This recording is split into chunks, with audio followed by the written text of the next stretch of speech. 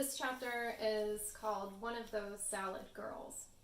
The email for a follow-up interview with Phoenix X is curt. Slammed with meetings, no time to meet at office. I'll be at Big Barn Barbecue at noon on Tuesday. Come prepared, Duck Ford. After a quick eye roll at the name Duck, I pump my fist in the air, righteous vindication lighting up my blood for 3 entire seconds. Then I remember the barren silence of Phoenix X, the pall of survivor's guilt on Jenny Nozick's face. No, that's not your problem. This could be a good job. This will be a good job. And I cover my ears to keep from hearing a small, solemn voice struggling up my ear to whisper an insistent yet. In the car, on the way to the interview, I'm shaking. Nothing less than my worth as a human being lays on the scale as I park in front of the red and white barn cum rib joint. I try to remember Laura Horn's words, and I force myself to smile as I straighten my skirt and recheck the resumes and transcripts inside my leather portfolio. A great person gets a great job.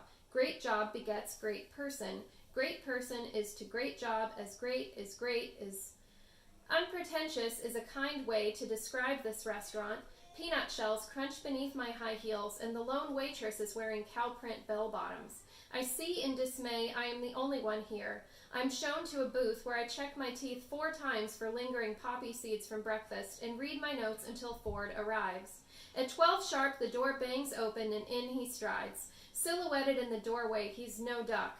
At 6 feet tall, he's a brutish horse with a fresh-shaved, palfrey jaw and a swimmer's bullocky shoulders. He grunts hello and shakes my hand with a vigorousness all out of proportion for a meeting conducted under a plaster bust of a long-lashed lady cow in a straw hat. I do all my interviews here, he says. You can tell a lot about a person by what they eat. He pauses and gives me a hard look. Are you one of those salad girls? I freeze, the grimy, plastic-coated menu still in my hands. This is the first interview question, and I'm guessing the right answer is no. I'm gonna get a turkey burger. He snorts, and I worry he considers turkey a vegetable. When the waitress comes, he shakes her hand, calls her by name, and orders a full rack of ribs and 3 sides. And a large Diet Pepsi, and tell Julio I want the ice crushed. Thank you, Colleen. He places the menu in the waitress's dirty hands and looks back at me, finally letting out a breath and a low-toned, Where are you from? What's your background? What have you done so far with yourself? It's my turn to let out a breath. The questions fly so fast, my instinct is to pull out a pen and write them down so I don't miss anything, but betraying any kind of weakness now would be fatal. I hit all the highlights, the GPA, the awards. I begin my tale about Bannerman and he stops me. I saw the video, he says, and blows his nose with a napkin and then drops it on the floor. Do you do that a lot? The crying? He asks this with some disgust as though it were an embarrassing medical condition. First time, I lie with confidence, and it won't happen again. Tell me what you know about arbitrage. His eyes make an obvious detour to my chest before finding mine again. I'm unfazed. Arbitrage is when you exploit a price difference between 2 markets. If a stock is listed in market A for $1 and in market B it's 99 cents, you buy it 99 and sell it $1. You do that a few million times a day and you're making money. I open my portfolio and take out my resume. Robin's egg blue to suggest loyalty. I can show you here. Don't eat that, he says, and sloshes around the ice in his styrofoam cup. A bunch of marketing bullshit. I live by these, and he indicates his eyes, and by these, and he points into his lap and, I assume, to his testicles. He's pushing me, trying to see whether he can provoke a reaction. I'm not stupid enough to fall for that. I make my face a stone and stare back at him, waiting for him to continue. You want to put together a counter-cyclical portfolio. Tell me what's in it. Well, I'd start with dollar stores, public utilities, obvious, best small cap stocks. Hanson, Green Mountain Coffee, you saw that on CNN. The food arrives, thank God, and interrupts this examination. Ford tears a rib from the rack, dunks it in a cup of baked beans, and mouths half the bone.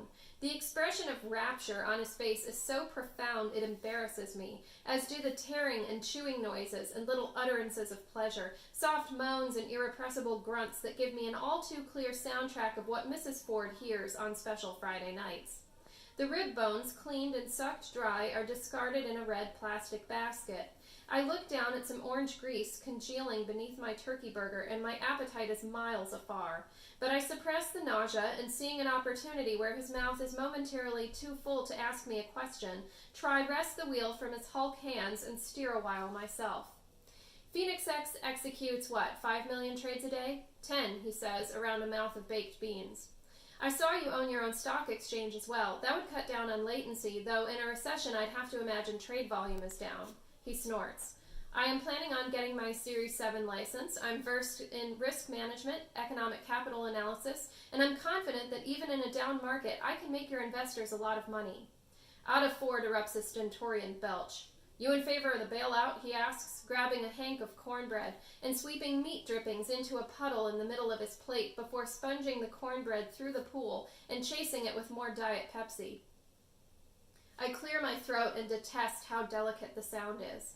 The government announced that morning they're bailing out Bannerman to the tune of $700 billion. And all I could think about was this boy I knew from high school who drove his brand new Mercedes into a swimming pool, only to show up a few weeks later with another, like the first one didn't even happen. I try cautious honesty. I think it runs the risk of creating a moral hazard. Government meddling in the free market should, in my opinion, be avoided. Wrong. You know what would happen if there was no bailout? A shit show, that's what. You don't think it rewards bad behavior? Ford gives a vigorous shake of his head. No such thing. Every man acts in his own best interest. And you know what you end up with when everyone's doing that? An efficient market. Everything running as it should. There's no good or bad. There's an order to it. Everything is exactly as it should be.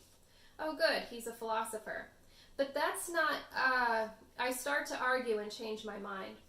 What's the difference between a pigeon and a stockbroker? A pigeon can still make a deposit on a Porsche.